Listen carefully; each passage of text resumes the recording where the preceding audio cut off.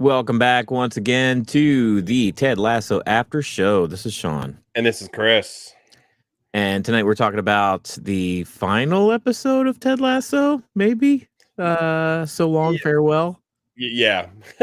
I guess we'll go with final episode. If anything, there may be, I don't know, a spin-off. But I think this is the final episode of what we know as Ted Lasso. Yeah. We want to thank you all for joining us tonight. And every Ted Lasso After Show episode, you guys have been here all season long, and we certainly appreciate that. We wanted to celebrate a little bit. We hope you guys feel like our Dadnarok Diamond Dogs. I made some shirts. I put that up. Chris got a link in the description. And I think it's from TeePublic, and they have sales a lot. And you can get a $16 t-shirt for like $12. It's pretty inexpensive. So yeah, no, it's not bad. But yeah, basically, we're going to talk about the finale. We're going to invite you guys to give your opinions of the finale too. I think Chris, you put a poll up, didn't you? Yeah, I kind of put it up there. Were you happy with the finale? Yes, no, or was it just okay? Kind of like, did they land the plane for you? Because a lot of these shows, some of the best shows in TV history, have a terrible finale. I think Seinfeld comes to mind for a lot of people. That's like one of the best TV shows in history. And then the finale, people are like, that was terrible. Yeah.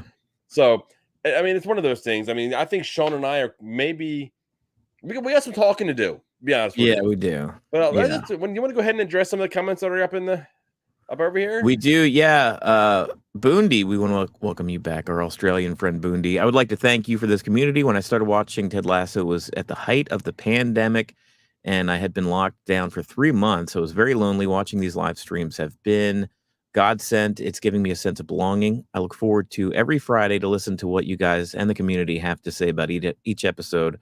I hope there's a season 4. Once again, thanks.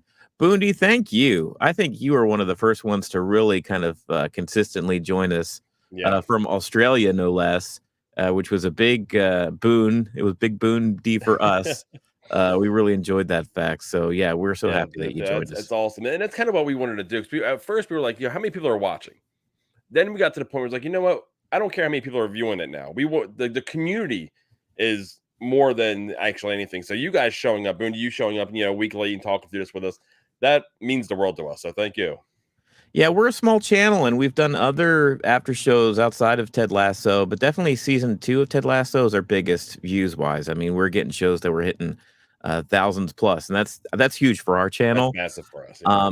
We never hit those crescendos here with season 3, but we did get more interaction with you all. Yeah, you guys became a bigger part of the show, and that's something that we talk about at the end of every episode on how much you guys are really bring the heat.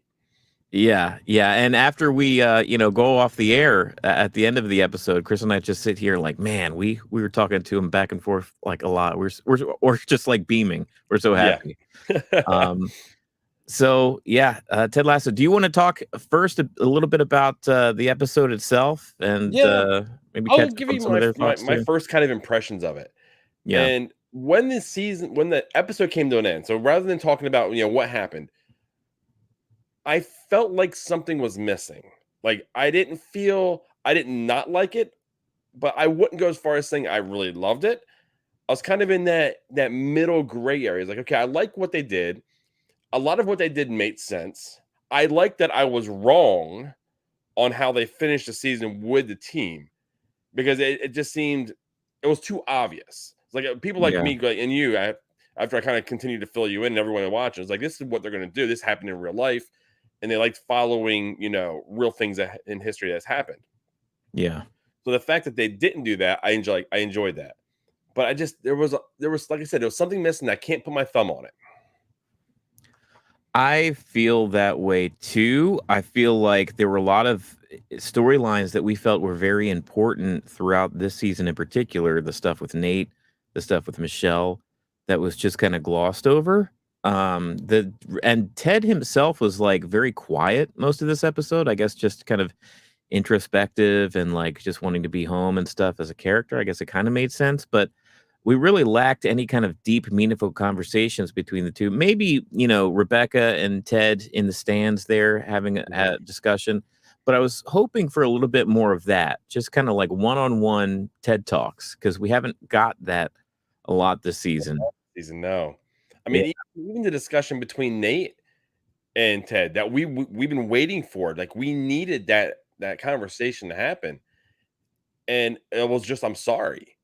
And it just didn't, there was nothing else there to it. I could have used more of an explanation from Nate, honestly, as far as his feelings, his perspective on what happened, what transpired between the two of them.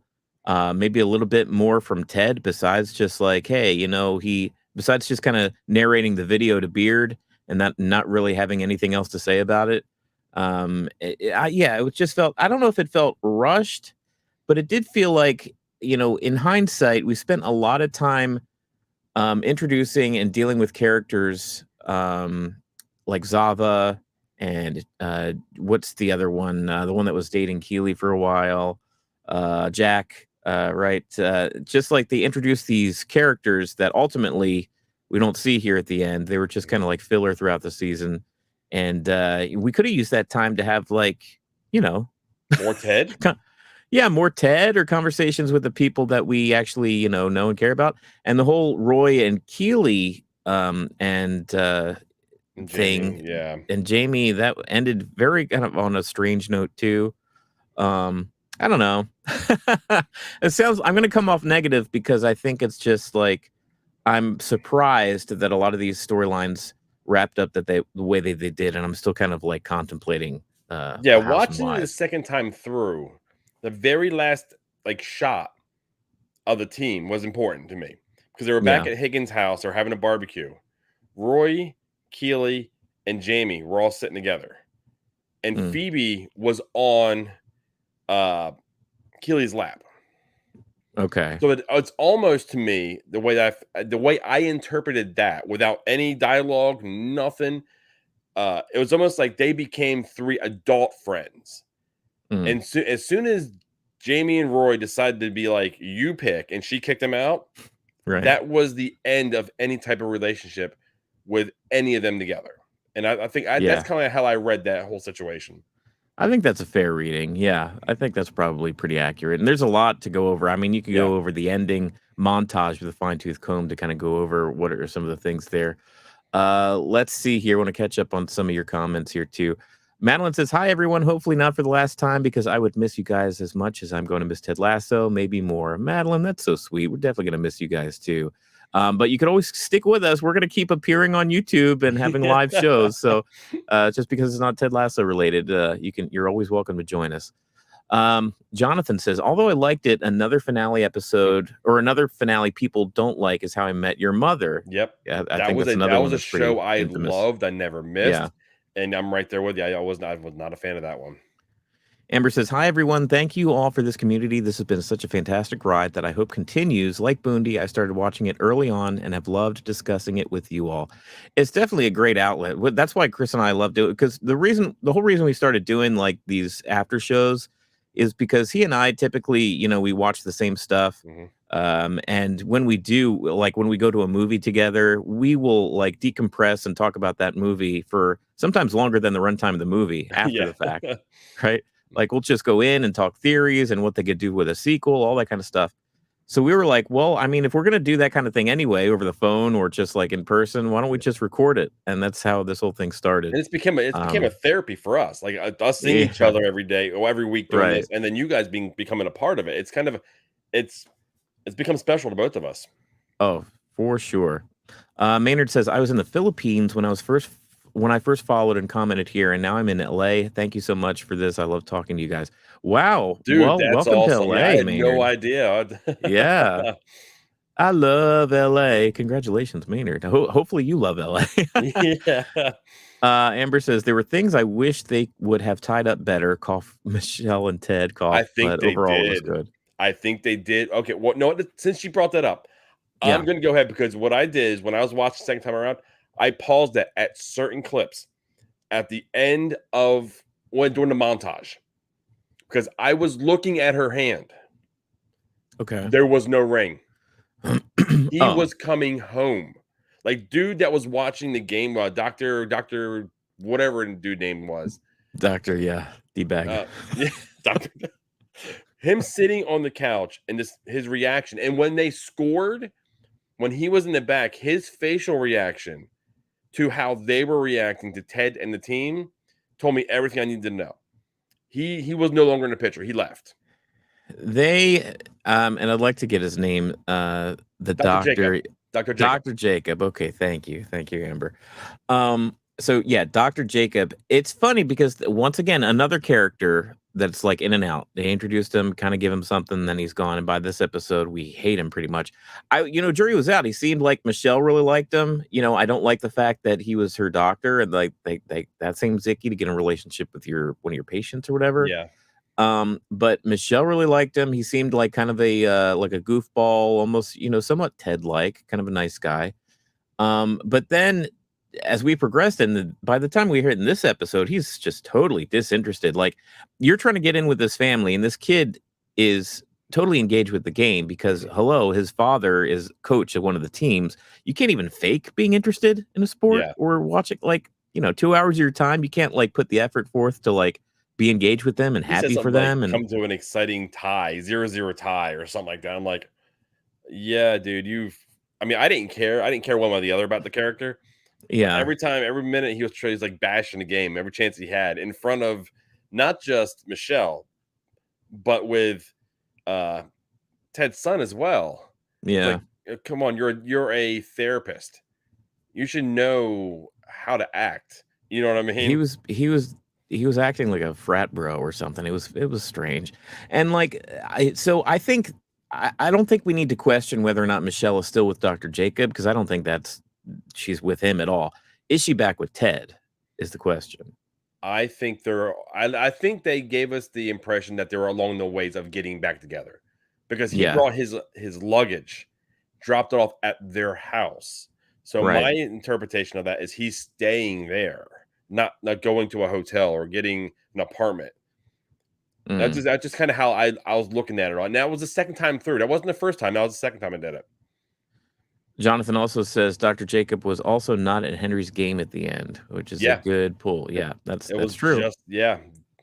Sounds like he wouldn't enjoy himself anyway. He really hates soccer. Let's see here. We are gonna go through and just catch up on some of these here. Melissa, hi from Austin. Hi, Melissa, our devoted Facebook follower.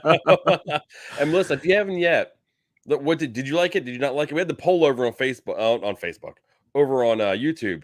So let us know. I mean, were you a fan of it? Did it miss the mark for you?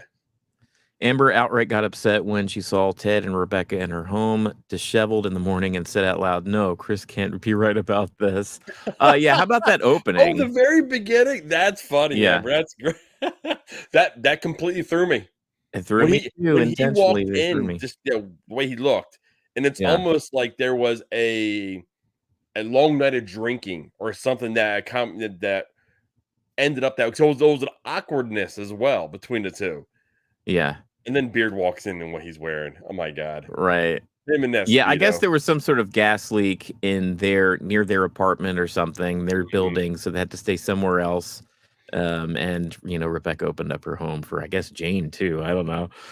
But yeah, that was that was intentional, right? They were playing these beats with the green matchbook and the stuff between Rebecca and Ted. They were really kind of like steering and giving like meat for all the folks that were shipping Rebecca and Ted, until finally they throw this curveball here to open up your finale, and it seems just very intentional. Like, it wasn't subtle at all. Like, here's a little dig at these people that are like rooting for Ted and Rebecca to get together. Boom. Yeah. If you pause when Ted's at the newsstand at the airport, there were news articles about Jack and Zava. I think I did realize that. Yeah, just little blurbs about what ended up going there. For some reason, I didn't pause on that to see exactly what the articles were. I just picked it up that he had two magazines. What I really noticed is that there was two magazines, one talking about Rupert and his descent, and then the other talking about Rebecca and her rise, basically. And he chose to read about Rebecca, right? Because he's Ted. He'd rather read about the positive. Yeah. Let's see here. Roy seeing Dr. Sharon gave me hope for Roy and Keeley down the road. That's a good point, Madeline. Yeah, I love that we saw so much Dr. Sharon, even if she was just, Yes. like, Sitting there in a watching the hotel game, room cheering watching the the game or team on. something. But, Yeah. since we went ahead and we brought up Roy, we got Yeah. one last, like, real nugget of truth from Lasso. And it like you said before, it comes from everybody. This time, it's Higgins. So let's see what Higgins got to say to Roy. Human beings never going to be perfect, Roy. The best we can do is to keep asking for help and accepting it when you can. And if you keep on doing that, you'll always be moving towards better.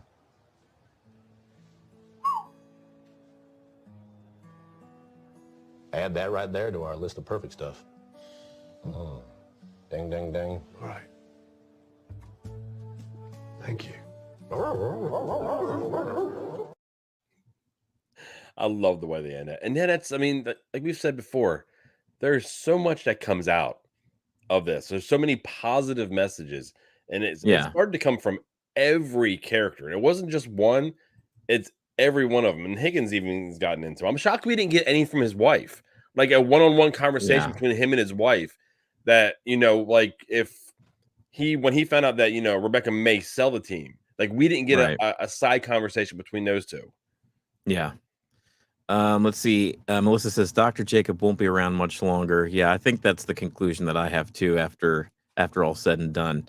Maynard says the more I think about it, the more it doesn't make sense for Ted to go home because of Henry. In real life, Ted would and should take the possibly 10 to 15 million pounds per year salary, and Henry moves to London.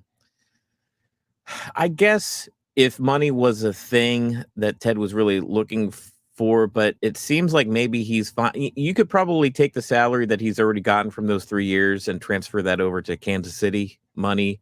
And like Ted's probably going to be okay for a long time. Yeah, he'll be just fine. So you're right. And that's kind of what the part of Rebecca was saying, like during their talk, she was desperately trying to convince him to stay. I mean, like, how about you just bring your family here if you miss them so bad? It'd be great for them. But he'd already decided by that point. Yeah, there was no going back on the decision. And I don't even know if Michelle would be willing to move. Like, we're making an assumption that she'll be willing to do so and bring Henry overseas. So, I mean, I can see why he was like, no, my decision's made and I belong with my family. Amber is asking the crowd here, hey, who was it in here who called Dr. Jacob being gross and having a long game about dating Michelle to get her and Ted back together? That's, I think it was Maynard because that's diabolical. Like, this is actually, Dr. Jacob is a really great doctor. And this is like a long-term plan to get Ted and Michelle back together. He's actually a wonderful doctor. Yeah. Oh, yeah. No. Madeline says, I love Rebecca seeing her younger self running free only to realize she was a real girl soon to be her family. Yeah, I was wondering about that too. That little girl that was running. I was like, is that the girl she saw in the mirror? Or turns out it was the I'm going to call the pilot. Biggest level of BS. Okay, let's hear it. If this boat dude, is a pilot like they're telling us he is, there is no way he doesn't know who Rebecca is. Not a single chance. He is a pilot. He's walking through the airports. He sees tabloids. Her face has been on the front of it when it comes to her and Rupert, her buying the team, her and Ted, all this. He knows exactly who she is. So when she says her name for the first time, there's no way he doesn't know who she is. Okay. Now he may be well intended. Like everything that we learn about him in that episode may be absolutely true. Yeah. But the fact that he doesn't know who she is BS. You calling out a little plot hole in Ted Lasso. You're good for that. You haven't done that too much with this show, but this time you do. That's funny. Let's see here. And if Michelle is not with Dr. Jacob, the more reason they should move to London. People move their family for work for much less. Look at me. I moved to another country and it's not for 10 mil. That's true, Maynard. Yeah, it really just depends on, I guess, family to family and what your priorities are. And I think there's a level sometimes of fear. Oh, like, sure. Just uprooting and all that. And I think when there's a child involved, sometimes if it's just two adults, I think they'll do it on the whim.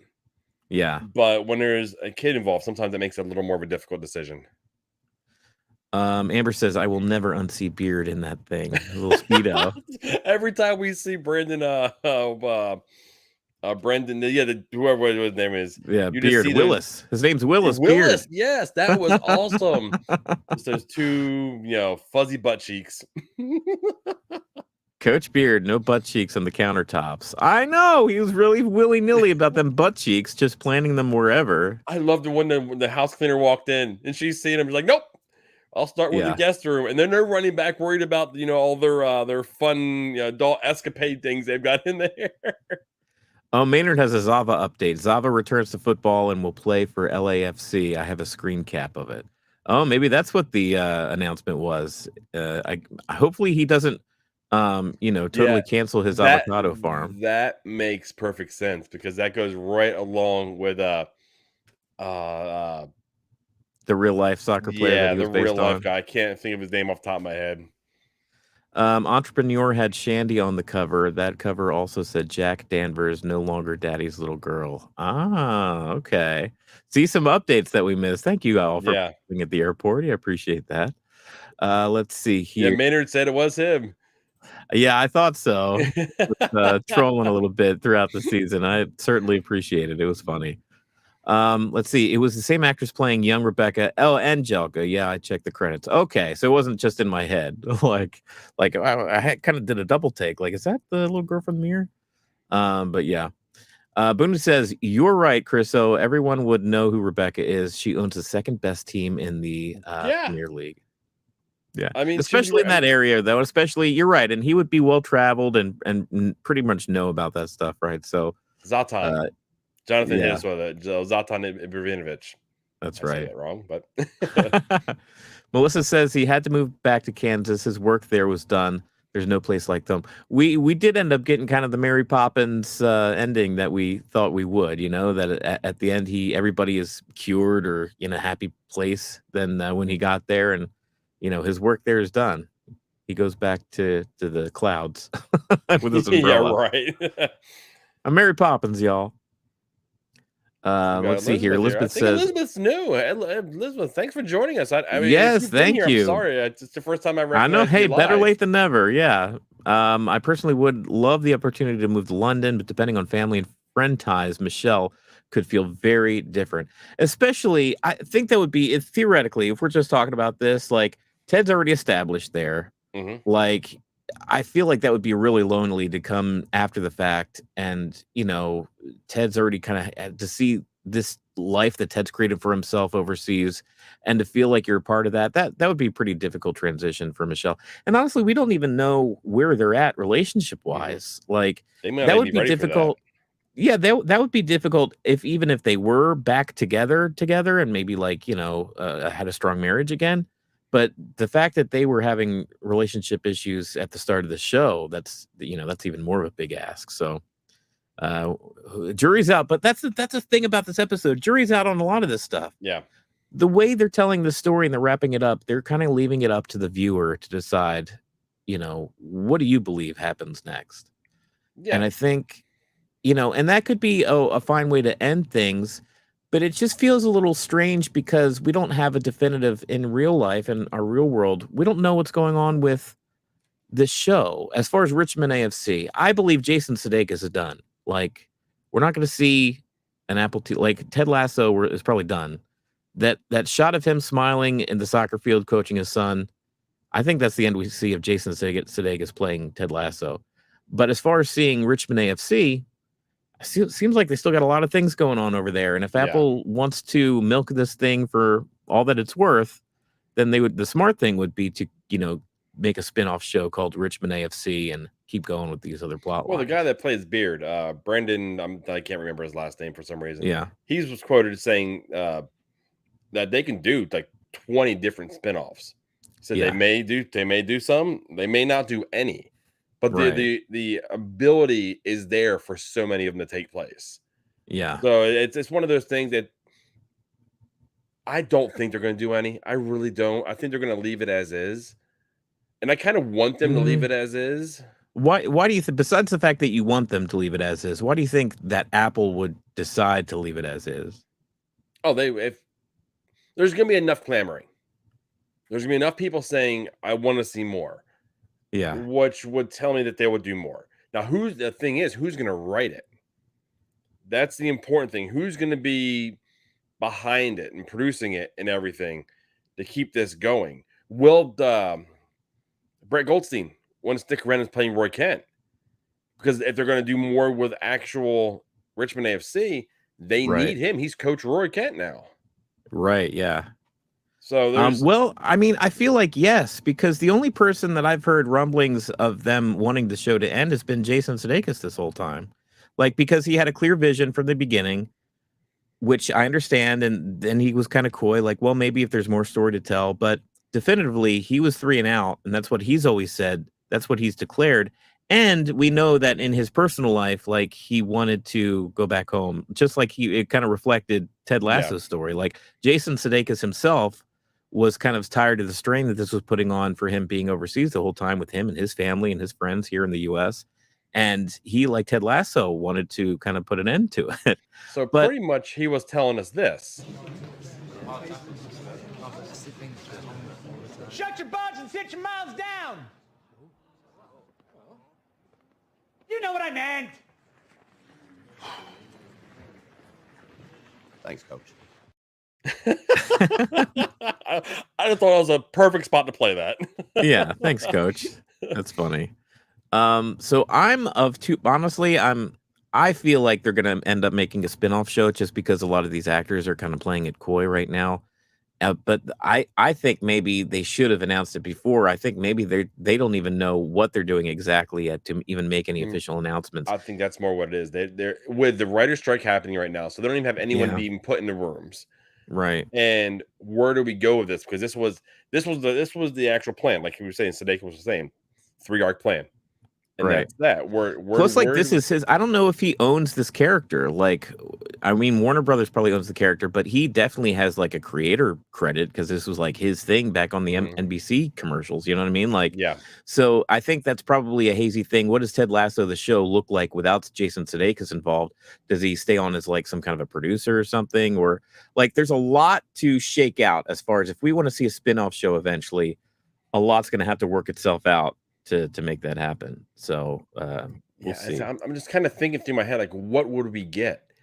Would we get more from AFC? Would Rebecca now invest in a team over in MLS? You know what I mean? And send I don't know. I think there's got no. I don't think so. I think it would be totally. There would be no America. There'd be no Ted Lasso. We got enough with them starting a women's AFC Richmond team. That was interesting. That was pretty cool to see. We've got enough. I mean, we keep talking about the plethora of characters we have in this show. Jamie, Sam, like all the players. I think there's enough there that you can keep a Richmond AFC show going. It's just whether or not they decide to do it and what that looks like ultimately behind the scenes. Yeah. I feel like it would look pretty close to what season 3 was because we keep saying Ted Lasso was barely in season 3. Is that a good thing though? Because in a lot of people's opinion, season 3 wasn't the strongest season of all of them. Yeah, that's fair. They lengthened the episodes by almost 15 minutes per episode, like on top of last season. Yeah. See, if no one remembers, season 1 only there were like 28 episodes, 28 minutes, 22 minutes. They were shortened to the point. And they got the point across. And by the time we got to the 3rd season, we're looking at hour-plus episodes. So I think with them giving us so much like that, sometimes the impact isn't as strong. Just want to catch up here on some of your comments here. Madeline still disagrees. Logged almost 500K miles each year and definitely didn't have time to watch TV or check magazine covers. All right, so Madeline's thinking that maybe the pilot may just be kind of but the not pilot aware lives of in Rebecca. airports. That'll be my only rebuttal to that. Yeah. Let's see. Oh, here's something. Leah B says, I predicted Beard would stay in England because he can have a great life there. I knew the whole time. They kept like assuming that Beard was going to go with Ted at the end. And the whole episode, I'm like, no, he's not. He's not leaving. Beard's not going anywhere. Yeah. And for them to like stretch that out and, make a scene at the end, I guess was kind of funny. But like anytime that they mentioned that Beard was going with him, well, it was like, that is not happening. Yeah. Between the shredding of the passport and, and seeing Jane again, it was like, okay, yeah. Right. Plus, we got a confession from him when he was talking with Nate last episode about his past and his story, and he's definitely created a life for himself here in Richmond. Like, and to just leave that, it sounded like he didn't have much over in the US. Yeah, we didn't get much of a backstory. Why did he come with Ted? Was he getting Right. away from something? Like, did he know? And was this a part of Ted's, like, friendship? I need to get you away from what is dragging you down and bring you here. Yeah. And then once he was here and he knew the sport and he was able to help, and then he met Jane, who he was on and off with. That was the weirdest relationship that, from the show. Right. And then see end up with him staying, and then they show him actually getting married to her during the show, which was, and then we got to talk about Danny. What is with Danny with 2 women on his arm? You see that? I thought it was just like a funny character beat. I don't think that's the first time we've seen him with 2 women before. I'm pretty sure he's been to like a party or something and has had 2 or multiple women on his arm. I didn't see it coming. I mean, look, the guy could, with that head of hair, and he's a footballer, and the accent and stuff. I'm sure it's not. You don't have to stretch the imagination to assume that kind of thing could happen for Danny. Yeah. Let's see here. Boondy says spinoff Richmond AFC, where we follow both men's and women's team. The storylines and characters have a life. That's Boondy. That's what I envisioned in my head the whole time, as far as where this goes. And if you have a Richmond AFC, especially if they introduce something as big as starting a women's team, I think that in itself could be a huge plot line for a show, especially the first season or 2. And then it's a great way to introduce new characters, into the show, pump new life into it. Maybe we have relationship struggles with some of the team or members that we already know on the men's team versus the women's team, and the dynamic there. I think it's a very interesting way to go. And I think maybe that's part of the reason they introduced it as a potential plot thread at the end of this episode. I didn't even catch it the first time around. Like, I knew something was in it, and I seen women, but it was just, once again, it was the second time through, and I hit pause to actually read what it said. Yeah, and Amber says she can totally see that happening. I can too. And Boondy, you can get a link to our awesome merch or our shirts in the comments. Well, you stick them in the YouTube video description. I don't know. It's somewhere in there. Chris YouTube, put it there. the video description. Yeah. Hopefully, TeePublic will send it to Australia. I'm sure. If not, let us know. Leave a message on the YouTube. Yeah, we'll get it to you. Let's see here. Nate coaches the women's team. That would be some growth, huh? That would be. You know what? I kind of like that though. I really he does do. have, experience. I mean, he was the head coach of West Ham for at least a time, and they were successful. And then the whole, just how he was humbled and how he came back, and it was a classic prodigal son story. That's what that was when he came back and everything, and him being, because it looks like he's an assistant coach again, based on how they ended it. It's him, Beard, and Roy. Yeah. So he's already back. He's already basically elevated himself back up to in their good graces. See, they know he's not a kid boy. He's much more talented, and they can be used in different avenues. So I like that idea. Melissa brings up a point that I think is a kind of a counterpoint to them continuing with the Richmond show. This show boosted these actors big time. A lot of Emmy wins. They don't need to stay. Honestly, Melissa, you're right. If they're going to do a Richmond AFC spinoff show, they need to do it now. Get papers signed now, because all of these actors are going to be in demand for different projects. Like, and it's going to cost them. It's going to cost them big time. This didn't cost much first season, but now that maybe that contract for 3 seasons is over, can you imagine how much of Keely's going to cost, and Rebecca's going to cost. You name that. Juno Temple and Hannah. Juno Temple. Thank you. Yeah. So it's like, it's going to cost them a pretty penny to do now. Right. And it's really, is the juice worth the squeeze for Apple? Like, did they just kind of cut their losses, or not losses, cut their gains and just move on and try to pump up a new show? Here's the thing, though. If Apple says we're not going to, and it's owned by Warner Brothers, what stops Warner Brothers from moving the show? And putting it on Discovery Plus and moving that there, and then having all this or the new Max there app, or Max, the brand new app Max, yeah. So they would steal all this audience from Apple and bring it there. So I think Apple is going to be in a very difficult spot. Oh, you're right. See, we're talking, if you guys don't know about our Dadnarok podcast, we would talk streaming wars like a ton. Chris and I are very interested in behind the scenes stuff as far as the different streaming platforms and the behind the scene with studios and stuff. So this kind of stuff is what we like talking about, when we're not talking about Ted Lasso. But yeah, you're right. Like they're in a predicament because like Warner Brothers is really trying to pump up Max, right? They've just made this whole change from HBO Max to Max, including a lot of the Discovery Channel. They're basically merging Discovery Plus and HBO Max into this like larger streaming service, and they're trying desperately to make it relevant. And if they that can would be a bring big Lasso, even if it's just they want it somehow. Eventually, it's going to be the first 3 seasons. But if they can bring the whole thing and boast a new season's coming, they would sell. I mean, so many people would subscribe to that app in a heartbeat. That would be huge because honestly, I don't think as a service, Apple TV Plus is as popular as HBO Max. I think a lot more people have signed up with HBO Max than have signed up for Apple TV Plus. And I think a lot of people have heard about Ted Lasso. I mean, granted, we have a lot of people that even join us talking about Ted Lasso. I think the audience is still small and compared to say a Game of Thrones. Yeah. Oh, for sure. And that's telling because we were buried every time that we talked about anything popular like Game of Thrones. Yeah. Let's see here. Maynard said, I would be down if they take a 3-year hiatus, then suddenly come out with a season 4. They had a clear 3-year arc, which they finished, and they need to rest so that season 4 wouldn't be forced. I think that's some of your point, too. It's like, what do you do from here, and how do you keep up the quality, right? That's my biggest thing, the quality. And if they do a 3-year deal, it would be a good explanation on why there's a lot of faces not there anymore. Players come and go quickly. Sam could go back to Nigeria. He can be playing over in Africa. He may not, be with the team anymore. Danny could find a team in Liga MX down in Mexico. There's a lot of like these big players. Jamie may be there, but Jamie may wind up with Chelsea or with another big squad in the area. So, and Roy may not be there anymore because it just wasn't his thing. Like he never seen himself as a coach. He tried it for a bit. Oh, there's any number of ways you can write any number of these people out. Yeah, story reasons. Sure. So if they give it that gap, that 3-year hiatus, that would be ample way of doing it. Amber says they may have even given us the name of the spinoff and the title of Trent's book, The Richmond Way. Yeah.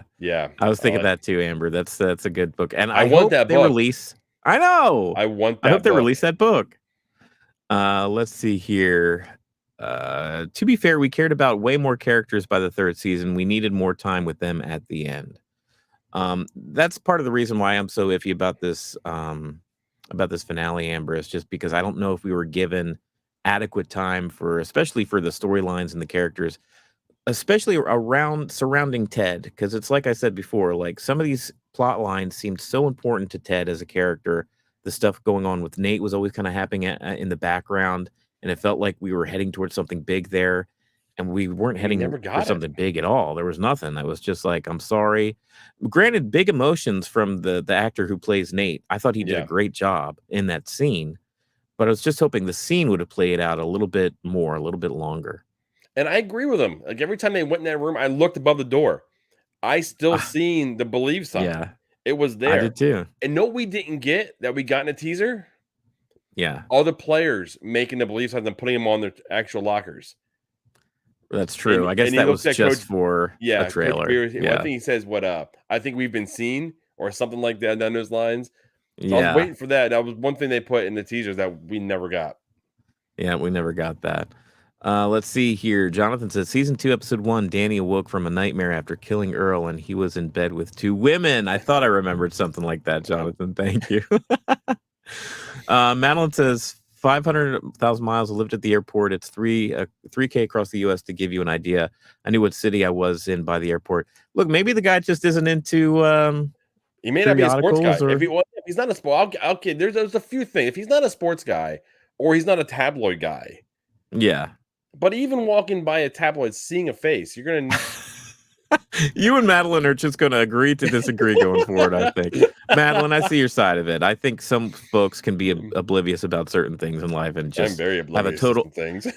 Sure. Just have a total blind spot to some things. I think that's true. If WB owns the rights to AFC Richmond, I could totally see them doing a spinoff on Max. I subscribed to Apple TV Plus following a free trial that started shortly before Ted Lasso came out.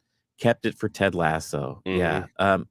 You will keep Apple TV Plus though, because you found some shows on there that you enjoy outside of Ted Lasso, Yeah, right? I enjoy watching Silo. I enjoy watching. Well, I'm a big soccer person, so I watch my MLS on there as well.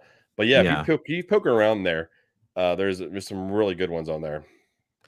Amber says, I agree, Sean. We needed way more TED time in this last one. It felt truncated. I think so. I wonder if it was one of those things. He only wrote 3 seasons, not knowing. Well, this caught him off guard.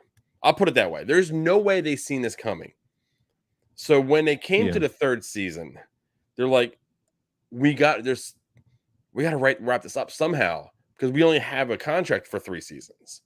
Yeah. And that's why I kind of felt the way it felt. Couple of points here. For a show that they had a 3-story or a 3-season arc in their heads for and were already written out kind of in their heads, this last season feels very shaky and iffy for a lot of these characters, a lot of these side characters. Like the stuff with Jamie Roy and Keeley, it feels a little strange. All the new characters they introduced and then just kind of disappeared throughout the season. It feels weird, especially if they say that they had this all planned out ahead of time. And then, secondly, I'm almost wondering if this season had a lack of Ted Lasso because of the behind-the-scenes stuff. Like, maybe Jason Sudeikis was just, like, not on set as much. And you know how films and TV, they shoot things out of order. Yeah. I mean, maybe he was there for a certain amount of time where he could only film certain things, and they can spread those scenes throughout the season. And the reason why we got less Ted is because we had less Jason. I don't know. That's just speculation on my part. But it would kind of match with what we've heard about the behind the scenes stuff, that he was, ready to move on from the show. Yeah. Well, he's even been asked, like, and this is me knowing my soccer stuff. Was his Ted Lasso character a detriment to American soccer coaches overseas? Because it's been brought up. There's been Jesse Marsh, who went over and was coaching Leeds in the Premier League, and he got dumped on. I mean, he was basically being called a Ted Lasso. And he wound up getting fired like really early in his actual time over there. Right. And I think they have since been actually relegated down to the Championship League because of the season they had. But that was even after he left. So, I mean, they didn't get off to a good start with him, and they didn't continue to start. But there's a lot of coaches and players and everything that are getting the Ted Lasso effect negatively over in England. See, Jonathan says, anyone else notice Keeley's business name change KJP to KBPR? I never got the acronym. What was that? I mean, K for Keeley, right? Oh, Keeley Jones. Keeley Jones, public relations. Wait, what's KB? Keeley. What's B? I didn't notice that. Does that mean that Keeley has a different last name? Did she marry somebody? It wouldn't be Roy Kent, because then she'd be Keeley Kent, KK. Jamie Tart, that's KT. Yeah. Yeah, no, I don't know what that is. Rupert, setting the flames of speculation here. I don't know. That's interesting. Let's see here. Melissa says, sorry, I can't go with the Flying Dutchman knowing who Rebecca is. It kind of takes away from the rom-com element if he really knew of her. They were trying to hit a certain thing with him, right? He was like this mystery man. Yeah. So if he knew her, then that whole thing probably would have been more creepy because like he was playing like he didn't know her. You know what I mean? Like, yeah. I think they were trying to go for some like whimsical kind of thing, like a meet cute with them. And honestly, that Amsterdam episode still maybe my favorite of the season. I think I liked it more. I agree with that. What do you think is that ending with those two seeing each other and the little girl? Is that the ending with what the psychic was foretelling? Like she's going to become a mother. Do you think that was the ending for Rebecca in that? I think so. I think they kind of gave Rebecca, they kind of split the difference with her because not only is she going to be a legit mother to this little girl if she's with the Dutchman going forward, but also she even said it herself, like they call me the matriarch of Richmond AFC, like better than a soccer mom or whatever. Yeah, better than soccer mom. I got a kick out of that. But so she's also like the mother figure of this team, this family, this Richmond AFC team, and the way she gives it back to the fan ownership, 49% of it back to the fans themselves. Yeah. It draws her closer. And I actually did love that scene where she was in May's pub and the three, pub goers walk up and bought her lunch and stuff. That was nice because They that's thanked another her. scene. Yeah. Yeah. Those three were a big part of the show from beginning to end. They weren't playing big parts in the show, but they were as important. That pub, them three in May were as important to this show as AFC Richmond was, really. Oh, y'all answered it for me. This was too easy. I had glossed right over Barbara. The B is for Barbara. Thank you all. In the Keely's business's new name, KB. That's right. Yes, Do you think KB. Barbara bought in? She's a it's interesting. Did you notice the old like white guy, the one that stood up and was like, what was he saying? Congratulating Keely and Jack for the relationship. He was actually in the scene at the end. He came back. Oh, did he? The creepy old white guy, yeah. Oh, there was a lot of comebacks. Remember Rebecca's ex that she was seeing for a bit? He came back too. He was the one that got hit with the ball and was all bleeding. It was like, oh, Richmond. Who was the one with the baby on his chest during the wedding of Beard? Oh, I think that was from. I think that couple was the couple from Beard's episode, that night-long thing where he was running from that one guy. Remember, the big tough guy? That's exactly who that was. I knew him, but I didn't know from where. Yeah, and they ended up, I guess, staying in contact with Beard because they attended his wedding. So, that would be just like Beard to stay friends with those people. Yeah, well, yeah, right. It's fitting. Yeah. Let's see. Yep, Keely and Barbara. Yeah, you guys got it. Let's see. Oh, all right, I get it, guys. Thank you. Let's see. Hey, Boatman could have found out who Rebecca was after meeting her. May have noticed her on a tabloid in an airport. Maybe after the fact, right? Maybe he was like, didn't know.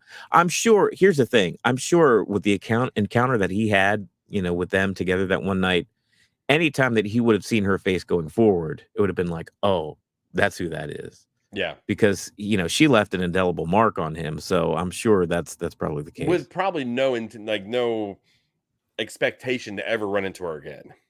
Right. Let's see here. You also see Rebecca here because arrive at the barbecue with her new family. Yeah. That barbecue scene, I got to rewatch that and pause it and look at everybody together again. It's nice that they come back to Higgins' place too. Yeah, because one of my favorite episodes is the Christmas one. Mine when too, they're all at Higgins' house and the Nerf gun war is going on and the dinner, then the caroling. Yeah, that whole episode is one of my favorites. Beard wore those pants to his wedding too. Oh, the pants. Oh, the pants. pants. Oh, what I did not catch that, Madeline. Oh, yeah, and the old couple from Rainbow Road. I was wondering if anyone was going to bring them up. Yeah. Yeah, the game and the attendance at the game, that was a big thing too. I'm sure there's tons of Easter eggs that we missed. And I'm glad they did that. That's fun. That kind of stuff is fun in a finale to bring them back. It's Bill Lawrence. Bill Lawrence is so much more experienced as a showrunner. It might have been too much for Jason. I think that's made. So Bill Lawrence is the guy who plays Beard, right? And he's also kind of the one half of this Ted Lasso project. Oh no, it's Bill Lawrence, somebody different. Yeah, but the guy who plays Beard is also a writer, isn't he? Yes, he's a part of it. Okay, man, why can't I? I'm gonna have to find out. Beard clearly contains multitudes. Dude's a spinoff on his own, that's for sure. Why wasn't Ted at the Beard's wedding? Boondy, that's a good point. Yeah. That is a glaring omission. I think Ted would have the means to show up for, pretty much one of his best friend's weddings, even if it is across the sea. Brendan Hunt. I don't know. What is it? Oh, Brendan Hunt. Brendan Hunt. Oh, okay, gotcha. Okay. Bill Lawrence created Scrubs. Okay, thank y'all. Brendan Hunt plays Beard. Bill Lawrence is a creator and showrunner, but Bill Lawrence was not on the show as an actor. Okay, I am cleared up now. I appreciate that. Yeah, so Ted wasn't there. I think honestly that was probably just to show the characters moving on. Yeah, moving on without Ted present. Since Beard was still present with the team was there because Rebecca. Was Rebecca there? I didn't see Rebecca. Rebecca may not have been there, but it was kind of like a CG thing anyway. A lot of people may not. But it was also at Stonehenge too. So it was at Stonehenge, right? That's true. There's any number of this way. the show can go forward. And on it, like I would be okay with it. But I don't know. It's so fresh, I guess. The end of the show. Here's the thing that's weird, okay? Whenever I've watched a series finale before, I knew it was the series finale. You know what I mean? Yeah. Like a big event show where it's like, okay, guys, this is the last season of this show. And you go through it, you watch the whole season, like, okay, here it is. Now it's the last episode we're ever going to get of this show. Let's see how they end it. Let's see if they stick the landing. And then you're able to talk about it. But it's so nebulous right now, especially how Apple themselves kept calling it the end of season 3 as opposed to end of the series. The word finale. Finale Never, came out ever. of nobody's mouth. If it was Sudeikis, if it was Hun, if it was Apple, nobody said the word finale. They're letting us say Well, finale. they didn't say series finale. They said season 3 finale, but not series finale. Which is just, if even the production themselves are playing coy at this, and the show, and the way it's shot, and the plot threads are playing coy, it's just like, I don't know how to feel. I can't close a chapter on this book if I know, like, is the book done? Was that the last chapter, or is there more to it? It feels really strange. I've never had this feeling like at the end of a show before. It's kind of strange. See, they left it, like you said, they left so much out there. Yeah. I mean, I would like to see the day-to-day interaction between Beard, Nate, and Roy. Think about that. Yeah. They're not the thread that held them together was Ted. Right. And now that Ted's gone, how's that going to happen? Is Trent? Is he done with the team? It feels that way. Yeah, and I also feel like, but he became a part of the team. Right. Like he became a part of the family this season. Yeah. So him just kind of walking away feels a little offbeat, but him doing the book tour was fitting. I mean, we had to see a little bit. I really wish we got some narration of his book. I really do. I think I kind of missed a little bit. Let's see here.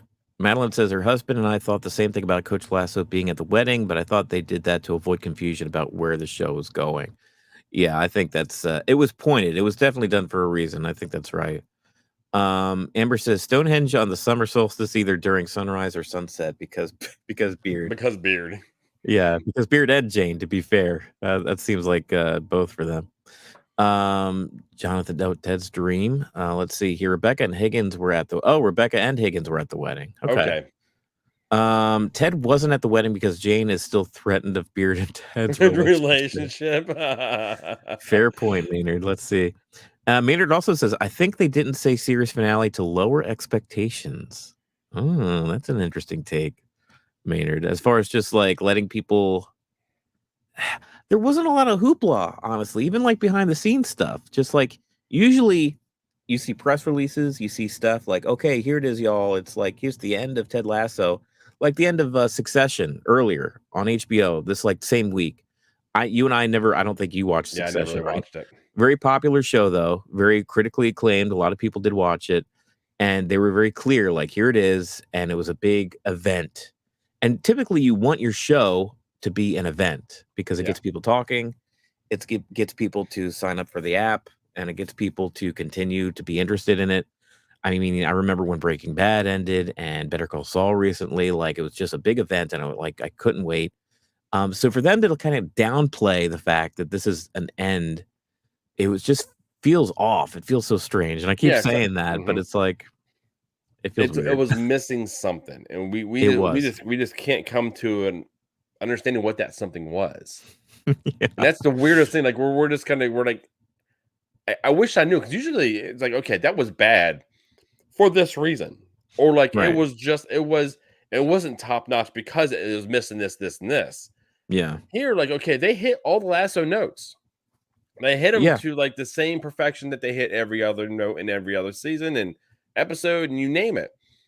But knowing that this is the finale, we're like, it's almost like it was out of tune, a guitar out of tune. Something was not there. So I think that's a good analogy. Yeah, Chris and I are definitely struggling with our feelings on this episode for sure. Because I want to watch it again. It gave me the laughs. I sat back and both times I watched it, I laughed. I enjoyed it. You know, the Beard thing that we already ran about, you know, shutting your butts, or you know, all the musical scenes, saying goodbye on the field during practice. Yeah. I laughed at that. There was so many, or Rebecca, you went, traveling the world, eat, sleep, and yeah. I mean, they both got a. I mean, there was a lot of things, a lot of beats in this episode that I really enjoyed. I laughed at. Right. So Yeah. it hit all of that same stuff that I want from Lasso. But maybe I'm jaded because I know it's done. And I want more, and it's more of a selfish thing. While I'm looking for a hole, and that could very well be it too. That could be a part of it too, for sure. Melissa says everyone ended up in a good place except Rupert the wanker. Everyone got what they deserved. How about that scene? How about that whole Rupert finale? I mean, as far as that was, I am a fan of how they wrapped up. Nobody was left untouched. You know what I mean? Like they did get at least a little bit for everybody. And Rupert included. He got his just desserts with how that ended. Seeing the fall from glory. Yeah. I mean, he fell hard when we came. And it goes back to it was Bex and his receptionist. There was no relationship there. Right. She came to Bex and told her everything. Yes. About and the then infidelity. They went to Rebecca asking, how do we handle this? Right. Yeah. And that's how it ended up. And we got a return of Sassy, by the way, talking about Rupert. We couldn't. Yeah, no, you were trying to kill her in your worst way, in every way possible, and none of us will have it. And we got some glorious Sassy. So we got to catch some Sassy here. Sassy Smurf. Heard the news. Oh, ouch. Looks like you're going to lose another team. My God, you get through them like wives. Or mistresses. Or I'm assuming tubes of hemorrhoid cream. But in all seriousness, I do wish you the best. Because you are the fucking worst. That cut him deep. That really... He was hurt. He was hurt by that. That was the first time I think she really got to him. Or they showed us with her really getting to him. He was hopeful for a moment that Sassy actually did wish the best for him. And when she totally reversed that, it really struck him. It was in the best Sassy way she could have done that. It was fitting. She lost her wounded bird. Her wounded bird flew home. It sure did. I'm wondering. See, that's another character we could follow up with. Sassy. She stole the show again with another one-liner. Always a great show from Sassy for sure. Amber says, I do wish they would have announced Rupert losing West Ham to Bex in the divorce just to really shove it in his face. I don't think that's too far off, honestly. Did you catch the coach that was coaching? Oh yeah, he's the guy that used to work for Richmond and then was on the. He was the one that was fired from Richmond, and Ted took his job. It was on like the ESPN show all for almost like 2 seasons now. The field. That was whole thing. That was something that Rebecca said when she fired him too. I think that was like a reference. The short to that. shorts, and he would sit there with his legs wide open. Yeah. Bundy says, I didn't like that scene. We shouldn't get joy from other people's misfortune, even if they deserve it. Envy and revenge should never be rewarded. It's a little unlasso-like to kick a person when they're down. I'd agree with that, Bundy. But then again, Sassy's not Ted, right? I mean, she's the exact opposite. She's a polar opposite of Ted. It does fall in line with her character for sure. Madeline agrees with that. Ted knew the game completely at the end. Oh, I love that when he was like, he didn't get upset about the goal that was scored. Oh, that's what that's about. Offside. Yeah, about the offsides. Yeah, that's right. That was funny. Let's see. The callback of why Rebecca fired that coach was unnecessary. Too many balls on the field. Oh, that was any other thoughts here? I feel like we've touched on a lot of things, but what did we? Okay, so there was something that I kind of didn't like, and I don't know why they did it during halftime. He said goodbye to the team in the locker room. That wasn't goodbye. I mean, it was after the game. They had the chance to celebrate. They could have shown him actually telling everybody, saying his goodbyes to the team afterwards. In no aspect would that ever take place where the coach is saying goodbye now. It's like he's throwing up their white flag. Like, I don't care if we win or lose this game. I'm out of here. So I don't care what the result is. So that beat felt weird to me. That's not how I took it. I took it honestly. There was nothing on Ted's mind more than him being so close to going home. I think Ted for better or for worse, was kind of checked out as far as the results of Richmond AFC. That part I think is accurate, and that's true. But that's probably why. And at the end of the day, it was somewhat inspirational. Like, we get in these moments where we're so caught up in the result of things. And like, how's this going to end? The show is a good example. Like, how's this going to end? What's going on? But like, at the end of the day, I think he was telling them like, you guys have already won. It was basically a more graceful way of saying you guys have already won with the people that you've become over the last, and it's like what the one coach said to him, Man City coach last season. Oh yeah, I don't count things in wins and losses. It's all about how we affect and change, the people that or we work with, that kind of thing. Yeah, I think it was basically another way of saying that, like, we're all stressed out about that we're 2 down right now at halftime, but at the end of the day, like, I let's reflect back on like the time we've had together and like. Yeah. So he looks at Jamie when he talks about how they've been grown. He looks over at Jamie, and Jamie basically acknowledges it. And we see the same. I guess we see the same thing with Roy when Roy's reaching out for help, and then at the end of it, he's sitting in Dr. Sharon, who's now the team doctor because she's got a plaque on the door, and she's got the army man sitting on her desk. Mm-hmm. So there's still the Ted Lasso effect is still in effect. It's still very real.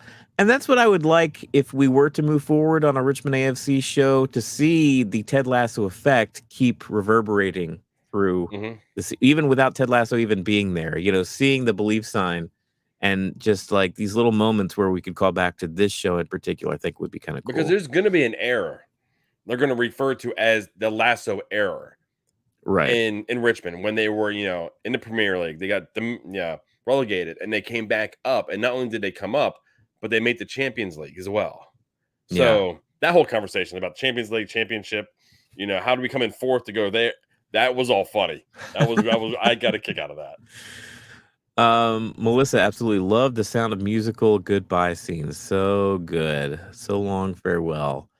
I'm not a huge, let's be clear. It's not that I don't like the Sound of Music. I'm just not as familiar with it as other people. I'm sure if I watched it and it was part of me growing up, I'd love it too. But I recognized it. I recognized the tune. Yeah. But I can't say that I was sitting there like elated watching them perform that. Even though they did a good job. I liked Beard. What was that? What the hell is this? He's like, he's so confused. Yeah. Maybe I was kind of like Beard in that moment, honestly. Amber says, I agree with Sean. Ted was proud of his guys, win or lose. He wanted them to know that from the start. Yeah, that it was more than just a halftime speech and it's more than just the game that they were in, I agree, Maynard. It's wrong to laugh at someone for slipping and falling. It's not so bad enjoying the downfall of serial womanizer Rupert Mannion.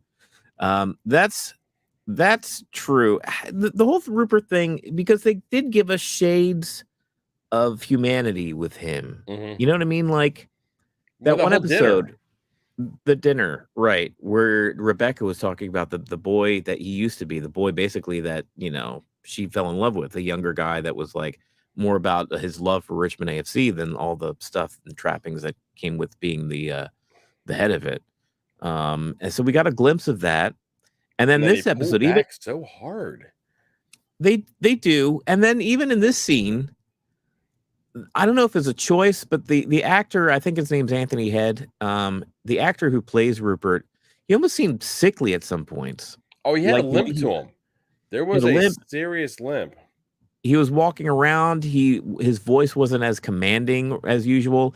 He had to brace himself before going into the room of people. Like, we got a little character beat of him doing that. The same kind of thing where Rebecca used to like go in the mirror and do that thing, right? Yeah. To like pump yourself up before you enter a room.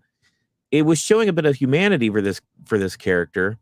And I think it was an interesting choice to do that because it's like, this guy's definitely, or historically in the show, has been the villain that we're rooting against. Mm-hmm. And to come in, so late in the game and give us some scenes of humanity for this guy, it was kind of a weird beat, I guess, Yeah, no, I mean, one thing I really liked, we're all for Rupert here, but Sam got the call.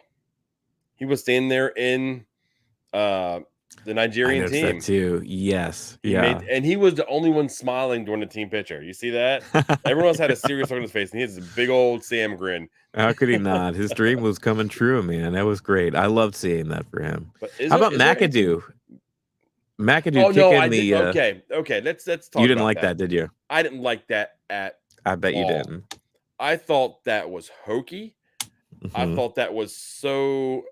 When they've been showing the game, when they're showing how the game has been played, they've been really realistic about how all of it's done between all the Yeah. moves and everything. It's been when they've showed it, it's been really good. Yeah. That was stupid.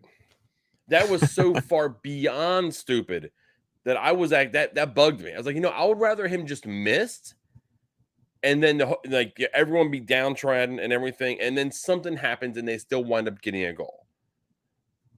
But to have them boot the ball through the net, kind of like John Leclerc through the net in hockey. I mean, I'm going way back. I'm in the way back It's a machine reference there. for us, yeah. It felt Disney. It felt Disney. It felt like Mighty Ducks. It felt like something you'd see in like a kid's Knuckle sports puck. movie. Yeah, Yeah. that was bad. I didn't. That was Felt a little Air Bud. I mean, that was later in the episode, so that could have been one of the things that started turning me kind of against it a little bit. I was like, I don't know. Yeah. I don't know if I didn't like it. That's that. I didn't like it. That's that. I did not. I don't know what else to say about it. That's all I have to say about Zava's that. avocado. Oh yeah. What about Zava's avocado? Was it real? Come on, Chris. Let McAdoo have his Mighty Ducks moment. That's one thing I did like. Honestly, I did like. I don't know if I like the reality bending of the ball going through the net, but I did like them giving McAdoo a moment because I feel like he's kind of been glossed over a little bit, and his joy for the game. I mean, that was something that they talked about a little bit with him when Roy was getting him back to be the captain and stuff. So it's like, I'm glad that they gave him a moment. It's kind of weird that was such a out of a family kids movie moment, but teach their own. I like how Colin walked away. He's like, nope, take the shot. I want nothing to do with it. He bounced. I like that Colin got to kiss his guy in the middle of the field there. Yeah, he got basically what he was wanting. He wanted that to be as normal as anything else. As anybody else, in the middle of the field. His boyfriend's ticket was under Reba McIntyre. Was it? I think it was Winona Judd. Winona Judd. That's who it was. I like that callback. I thought that was funny. That was funny too. Yeah. A lot of little things.